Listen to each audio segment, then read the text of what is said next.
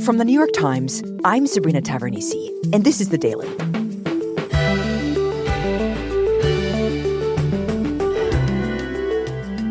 Your money is being wasted, and the Department of Government Efficiency is going to fix that. Elon Musk and Vivek Ramaswamy have called the federal bureaucracy a, quote, existential threat to our republic. We're going to get the government off your back and out of your pocketbook. Now, President-elect Trump is empowering them to drastically shrink it by whatever means necessary. America is going to reach heights that it has never seen before. The future is going to be amazing! Today, my colleague David Fahrenthold examines their plans and what it would look like if they actually carried them out. It's Wednesday, December 4th. So, David, you've been doing some reporting on plans by Elon Musk and Vivek Ramaswamy to cut government to the tune of $2 trillion. You're trying to understand exactly what this effort is and how it would work. Tell me what you're finding. Well, we're talking about this thing called the Department of Government Efficiency. Those of you who are on the internet may know that that's a meme. It's named after a funny dog meme that Elon Musk likes. And a cryptocurrency, apparently. And a cryptocurrency that's named after the funny dog meme. Now, there's no thing in the government called the Department of Government Efficiency, but it is something that President Trump has pledged to set up once he takes office. And what they're talking about is kind of a hybrid setup where there would be people outside the government, Vivek Ramaswamy and Elon Musk, these sort of advisors on the outside, taking no government salary, holding no government position, and then a bunch of folks on the inside, people who actually would work for the government. Musk has described them as sort of committed, smart government, budget cutters. And together, their goal is pretty massive. They talked about, as you said, cutting about $2 trillion from the federal budget. The numbers like that can get kind of abstract with that size, but what that really means is about a third of the federal budget they want to cut. And they also want to make huge cuts to regulation, to the number of regulations, to the size of the regulatory state. Now, it's important to note that there is fat in the federal government. There is potentially room to cut it. But the thing they're taking on, it's really not just in numbers, but in sort of effort, is going to be a massive task. So basically, very, very big promises. But, to be kind of real about this, I think anyone who stood in line the DMV could get behind the idea that a more efficient government, as they say that they want to make, makes sense. I mean, efficiency is a hard concept to argue with, right? Right. It's hard to argue with the idea that those government processes could be made more efficient. And on paper, Elon Musk is a really good person to put in charge of efficiency. He has many areas of success, but the thing that he has done best over his career is process engineering, taking a process like assembling a car, assembling a rocket, building a thing and making that process run faster, smoother, cheaper. I mean, the way he changed the assembly process for Teslas particularly and for SpaceX, there's a reason why his companies build those things faster than others. So he is a great expert in efficiency, at least in that kind of efficiency, sort of manufacturing efficiency. In fact, this whole thing, the whole Doge, I mean, as you can probably tell from the name, this is Elon's idea. Donald, great to speak. And there was actually a recording of it happening. Congratulations. Musk is interviewing Trump in August on X, Musk's social media platform. I mean, I think it would be great to just have a government efficiency commission that takes a look at these things. And Musk says, hey, I think we should have this commission. Money. And I'd be happy to help out on such a commission. I'd love if it were formed. Well, you're the greatest cutter. I mean, I look at what you do. You walk in and you just say, you want to quit? They go on strike. I won't mention the name. Then Trump says, oh, yeah, sure, we'll do that. So this is Musk's idea. And so he's the one who sort of planted this idea, and he's really focused on it since Trump was elected. I appreciate it. I'll see you soon. All right, sounds good. Thank you. Thank you, Elon. Thank you very much. And then Vivek Ramaswamy, this partner in this, is somebody who briefly ran for president. It seems like a million years ago, but a year ago was running for president. And he talked a lot on the campaign trail about also cutting government, how to make government smaller. So they're really focused on this idea of efficiency. But listen, the question for all of us looking at this effort is, what do they mean by efficiency? That's an easy question to define when we're talking about making a car. But what exactly does it mean when you're talking about government? Right. Like, how do these two people take the private sector idea of efficiency of this process engineering and map it on to the federal government. There are, of course, risks to this, right? I mean, if you make a mistake at Twitter and it goes offline for a day, not really that big of a deal. But if you do it with air traffic controllers, planes could collide. So what's the plan here? So it seems to me, honestly, like they are still figuring this out themselves. But to the degree that we know their plan, they spelled it out in an op-ed in the Wall Street Journal last month. And they laid out a few different ways that they say they would go about sort of beginning to identify and then make the right cuts. And the sort of theme underlying it all was that government is run by what they call unelected bureaucrats, meaning federal workers.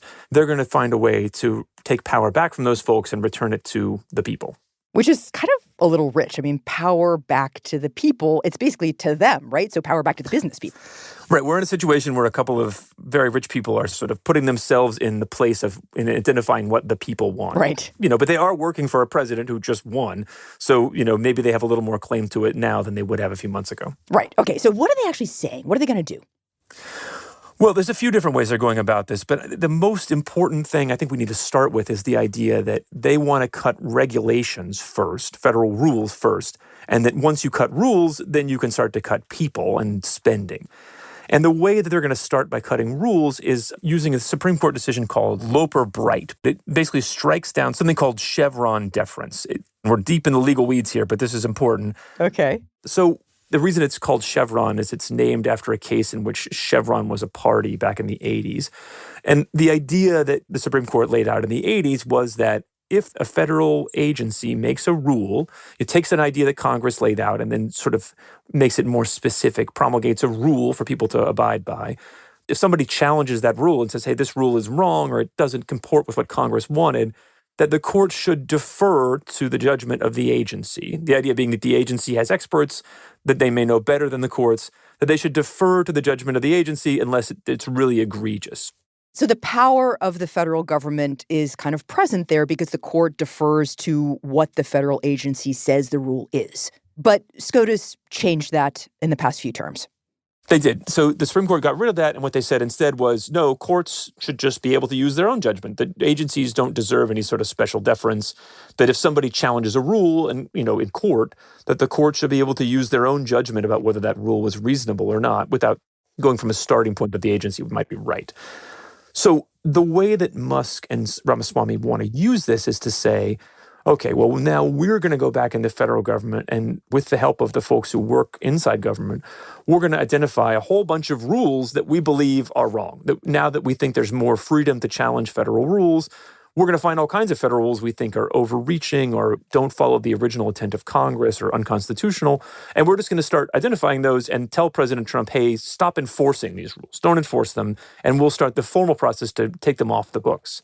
And that once you stop enforcing rules and start taking those rules off the books, their idea is, well, you won't need as many federal workers to enforce those rules because there's less rules to enforce. And you won't need as much spending because there'll be fewer workers to pay for. So basically their argument is that they have this magic wand that they can just wave and stop enforcing federal regulations.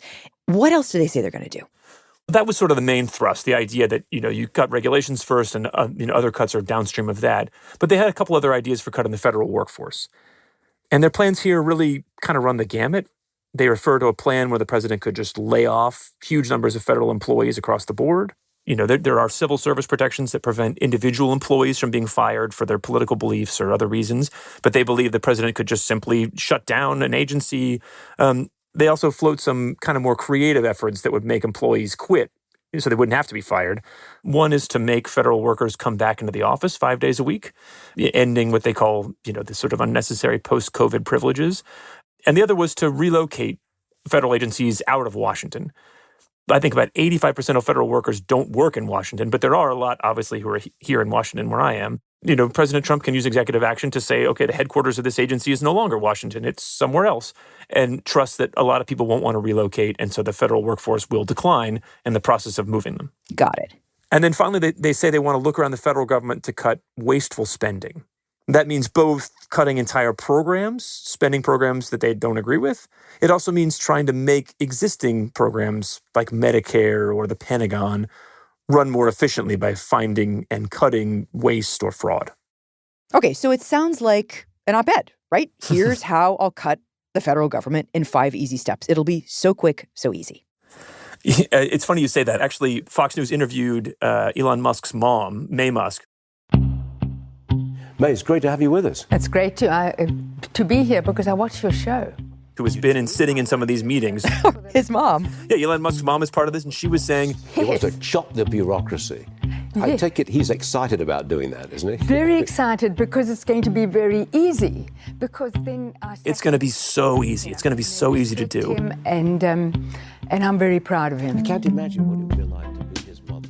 There was actually another element of this. Vivek Ramaswamy posted a picture on Instagram over Thanksgiving with like one of his kids napping in his lap, and he's reading a report on how to cut the federal budget. So, oh boy, the vibe from them has been, this is going to be fun. This is going to be easy. It's going to be bigger than you think. We can't wait to get started, and we're going to make such huge progress.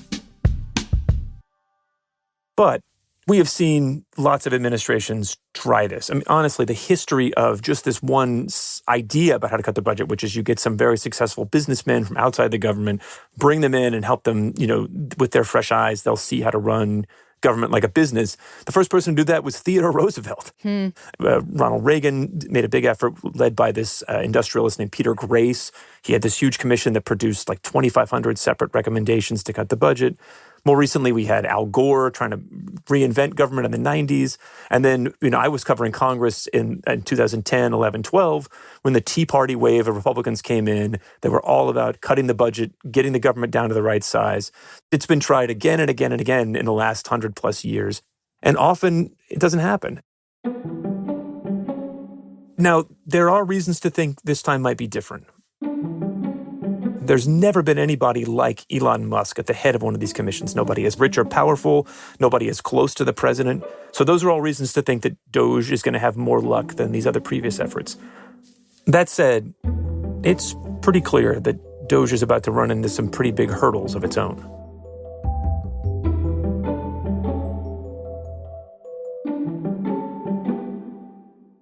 We'll be right back. So, David, you said that many past presidential administrations have tried but failed to do what DOGE is attempting. Tell me about the obstacles that these two are likely to run into. Well, I think the best way to start, Elon Musk, because he wants to cut $2 trillion out of the 6-point-something trillion federal budget, so about a third of the federal budget.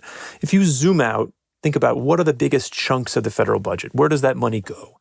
And the first is about a third of the budget goes to two programs, Medicare and Social Security, two programs that provide income security and health care for older Americans. Now, those are things that Republicans have targeted a lot in the past. You remember the Paul Ryan years. A lot of people wanted to cut Medicare and Social Security. Right. Trump's innovation, the thing that he did that no other Republican did, was that he said, no, we'll never cut those things. In fact, it says it in the Republican Party platform this year, Medicare and Social Security will not be touched. So you're putting those two giant programs off the table. They're not going to be touched. So, okay, a third of the federal budget already off limits. That's right. And beyond that, if we put Medicare and Social Security off to the side, we're not going to touch those. Another big chunk, about 13% of the budget goes to national defense. And that's, all the armed forces, all the contracts to people who supply things for the armed forces, which, by the way, includes Elon Musk's SpaceX. They have contracts to shoot satellites up in the air for the Air Force. Right. So it's really unlikely that Trump is going to make major cuts in that area. And if you look at his governing record from his first administration, the military budget went way up, and Trump tried to make it go higher even than it did. So he's somebody who has said a lot. He wants the military to be strong. He wants to spend a lot of the military. I don't sense a lot of appetite from him to shrink the military budget in any sort of significant way. Nor, presumably, would Musk want to cut contracts that he himself receives from the federal government. That is also part of this. So what else are we talking about here that's off limits?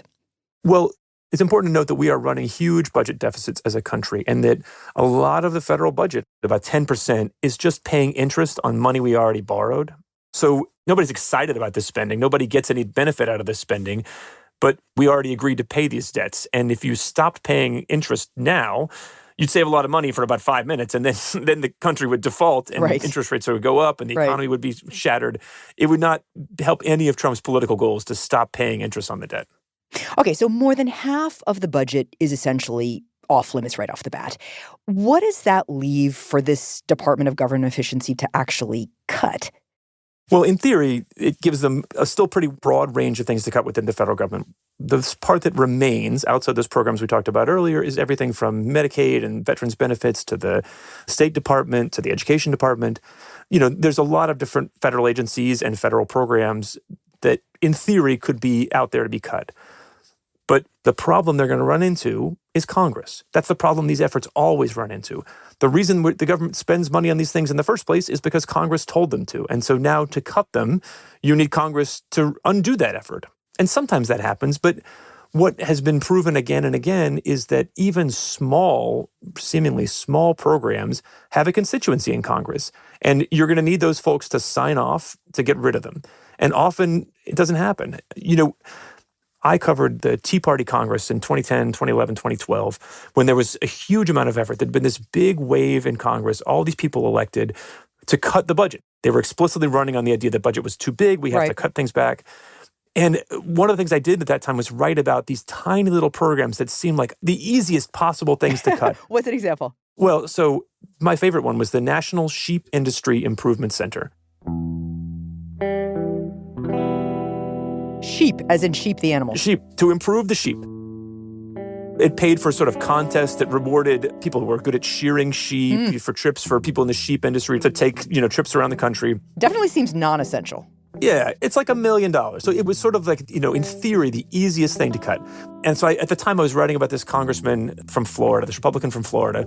It was sort of like a Mr. Smith Goes to Washington thing, except, the stakes were much, much smaller. Yeah. He just wanted to get rid of the National Sheep Industry Improvement Center. Okay. But there were people who really like the Sheep Improvement Center. The places that have a lot of sheep, Texas, Montana, they like the money. And why wouldn't, if they're going to be giving out money to everything else, why wouldn't they fight for some of that money to come to this industry they care about in their state? And so it didn't work. He failed. So even the lowest hanging fruit, the thing you think nobody would miss, somebody would miss it. And it didn't go away.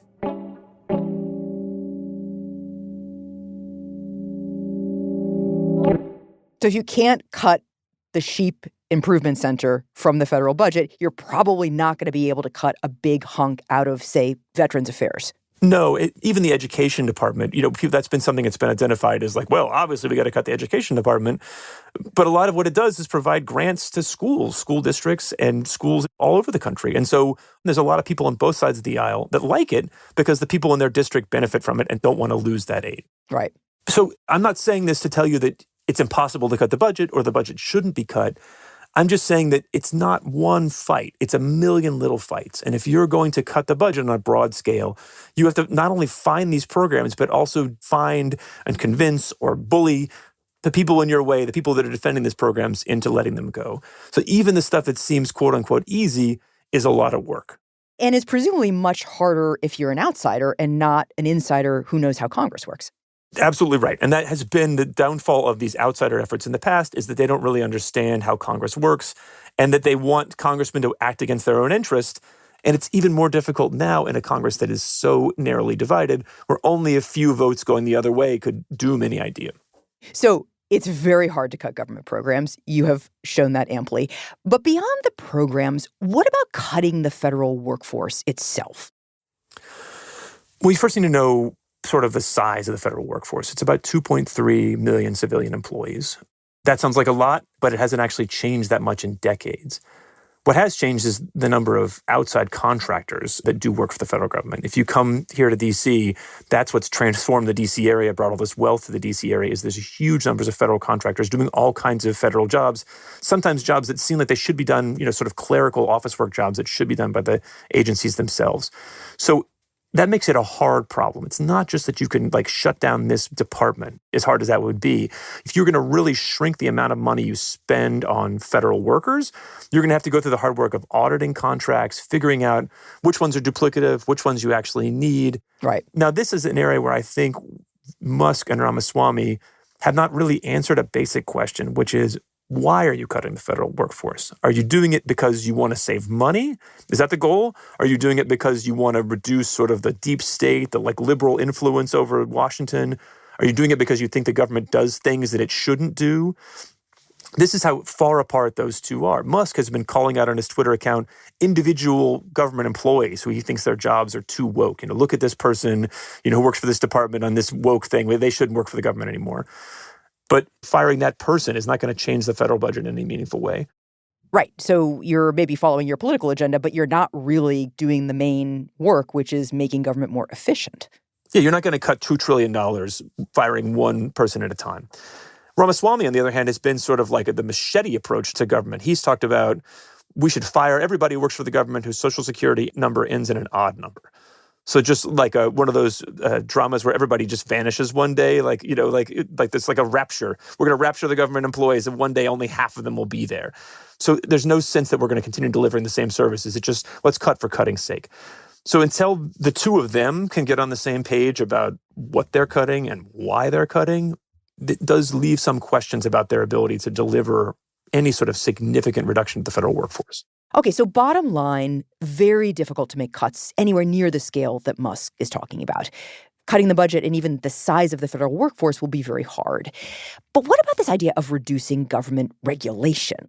This is clearly what animates Musk. That's what got Musk into this. He runs a lot of businesses that are regulated by the federal government, and he regards a lot of those regulations as standing in his way, standing in the way of progress. He often says standing in the way of getting humanity to Mars. And when he talks about, what will this DOGE committee do, he often talks about things that affect him personally. I'd like to get rid of this regulation that slows down my rocket launches or that inhibits this tunnel I'm digging somewhere. So, I'm not saying that he gets into this only to sort of clear the way for his businesses, but when he talks about what makes him mad about government and why he's so animated about this, it's clearly the regulations that impact him. So that makes sense for him to say regulations is the place we're going to start. So remember that so much of their plan revolves around using this court case that ended what we called Chevron deference. Right. And so their argument here is that now there's all this new power in the executive branch to basically stop enforcing rules you don't agree with. But the problem with that argument is that, according to the legal experts we've talked to, it is 100% wrong. Okay, how? Well, remember that the essence of that decision was it took power that had been given to the executive branch, the federal agencies, and gave it to the courts. The courts now have the power to strike down these regulations if they feel like they have overstepped the bounds. Right, and they don't have to defer to the federal government. Exactly. It doesn't do anything to say that the federal executive branch can decide to do that. In fact, it takes power away from them. So basically, they're claiming a right and a power not to enforce regulations that is nowhere in that court decision. And in fact, they probably have less power to ignore rules or reinterpret rules than they did before because that power is now in the courts. Right. I do think that court case will lead to a lot more deregulation, but it's going to happen slowly, one court case at a time, as courts sort of roll back those rules. It's not going to happen all at once because the president decides he doesn't want to start enforcing rules he doesn't like. So their central argument of how they're going to pull off this efficiency thing kind of doesn't hold water. That's right. They have lofty ambitions, they have a lot of confidence, and they have some very high-level ideas about what they want to cut. But this is not something that can be done with high-level ideas. This is going to take a lot of detailed, focused effort, a lot of political effort, and we haven't seen yet that those elements are present. And of course, do they even agree among themselves on all of this stuff? I mean, as you've described here, it doesn't sound like they're all going to be rowing in the same direction. Look, I think the most important thing to remember about all this is the finite quality of all this is going to be attention and energy. Both Musk's energy, Ramaswamy's energy, probably most importantly, Donald Trump's energy.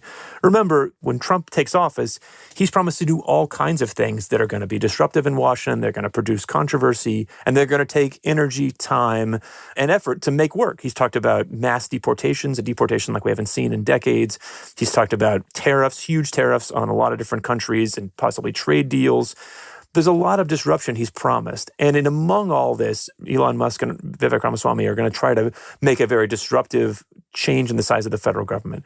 The question for me is when the rubber hits the road on these cuts, when they recommend big cuts to different agencies or to things that congressmen want to fight for, is Trump going to have the energy and the inclination to join that fight, to lend him some of his presidential energy and power, or is he going to be focused on other things?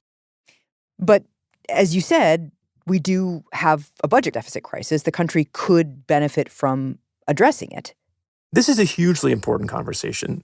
Just in the last few years, we've added $12 trillion to the national debt.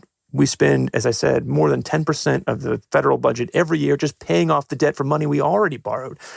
Whatever you think the size of the federal budget ought to be, I think the country would benefit from a real, serious, significant conversation about what it spends money on and an effort to try to make that more efficient, to try to spend the least you can to get the services you want. So given all of that, David, what's the best case scenario here? I mean, in terms of what DOGE might actually get done. I think the best case scenario is that Elon Musk really dives into one of these really thorny, ugly, complicated federal government, bureaucracies and finds a way to make it more efficient. Think about, finding waste in Medicare where there's, billions of dollars lost to waste. Think about auditing the Pentagon, although the Pentagon is one of his customers. But if there was a way to sort of shrink the wasted money and duplication at the Pentagon, you could really make a huge difference, not just in the budget, but at the functioning of the federal government. I think that's the best case scenario, is that someone really digs into one of these supposedly unsolvable problems that make the government so big and inefficient. But the worst case scenario here is that Trump or Musk get distracted, they get bogged down, they don't change very much, but the small things they do change, they make a huge deal out of. And people see that, a cut of a few $1 million here, even a few $1 billion here, things that sound big but are actually pretty small in the context of the federal government, that they see those kind of changes and they think, oh, the problem was fixed. Donald Trump fixed this problem. When in reality, the problem wasn't fixed. It was just sort of kicked down the road for somebody else to deal with. In other words, this just becomes another chapter in the government's struggle to contain the problem. That's right. David, thank you. Thanks for having me on.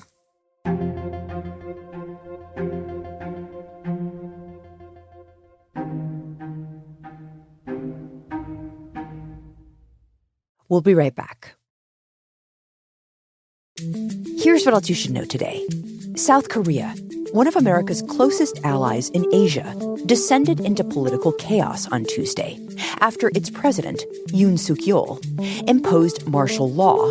And then, just hours later, the country's National Assembly, in a swift rebuke to the president, voted to lift it. Yoon, a deeply unpopular and divisive leader, accused the opposition of, quote, trying to overthrow democracy.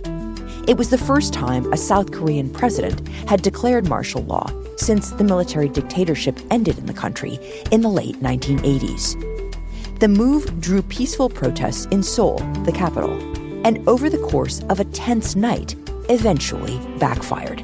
Before the sun rose on Wednesday morning, the president had backed down and rescinded his martial law declaration. And Donald Trump's transition team announced that it had belatedly signed an agreement with the Department of Justice that will allow the FBI to conduct background checks on people Trump intends to appoint as senior officials in his new administration. FBI background checks have long been a routine part of transitions. But Trump, who is hostile to the FBI because of its role in various criminal and counterintelligence investigations into him, had let weeks pass without signing the agreement. Today's episode was produced by Eric Krupke, Rob Zipko, and Asa Chaturvedi. It was edited by MJ Davis-Lynn and Michael Benoit, with help from Paige Cowett. Contains original music by Marian Lozano and Rowan Nemisto, and was engineered by Alyssa Moxley. Our theme music is by Jim Brunberg and Ben Lansford of Wonderly. That's it for The Daily. I'm Sabrina Tavernisi. See you tomorrow.